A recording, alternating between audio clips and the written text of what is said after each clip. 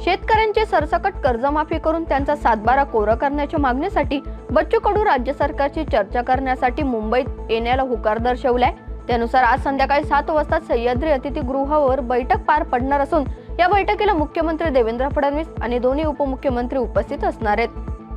पुण्यातील जैन बोर्डिंगच्या जागेवरून राष्ट्रवादी काँग्रेस शरद पवार गटाचे आमदार रोहित पवार यांनी भाजपवर टीका करत म्हटलंय की भाजपचे राजकारण धर्माचे राजकारण ते पैशाची दलेली असल्याचा आरोप रोहित पवार यांनी केलाय। मी कधीही एमसीए मध्ये राजकारण आणलं नाही, आतापर्यंतच्या मुख्यमंत्र्यांनी क्रिकेटमध्ये राजकारण केलं नाही आणि मुख्यमंत्री देवेंद्र फडणवीस हे देखील क्रिकेटच्या मैदानात राजकारण करणार नाही अशी अपेक्षा शरद पवार यांनी व्यक्त केली आहे। बीडच्या महिला डॉक्टर लेकीला न्याय मिळाला पाहिजे, मी फलटणला जाणार आणि माध्यमांसमोर याची चौकशी झालीच पाहिजे अशी मागणी करणार असल्याचे बीडचे आमदार बजरंग सोनवणे यांनी सांगितलंय। मराठा समाजाचे नेते मनोज जरांगे पाटील हे बच्चू कडू यांच्या आंदोलनात सहभागी झाले असून सरकारने दिलेले शब्द फिरवू नये असं वक्तव्य मनोज जरांगे यांनी केलंय। भाजपचे नेते राणा जगजित सिंग यांच्या समर्थकांनी अचानक ठाकरे गटाचे खासदार ओमराजे निंबाळकर यांच्यावर टीका करणारे आणि वादग्रस्त लिखाण बॅनरमध्ये लिहिलं असून संपूर्ण धाराशिव शहरात बॅनर लावल्याचं पाहायला मिळालंय।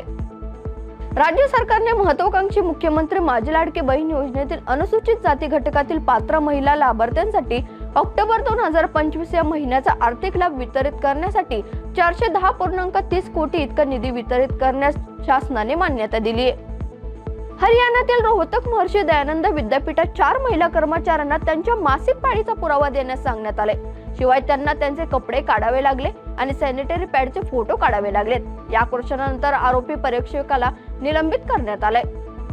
राष्ट्राध्यक्ष व्लादिमीर पुतीन यांनी घोषणा केली की रशियाने पोसायडन टॉर्पेडो या नवीन अण्वस्त्राची यशस्वी चाचणी केली आहे।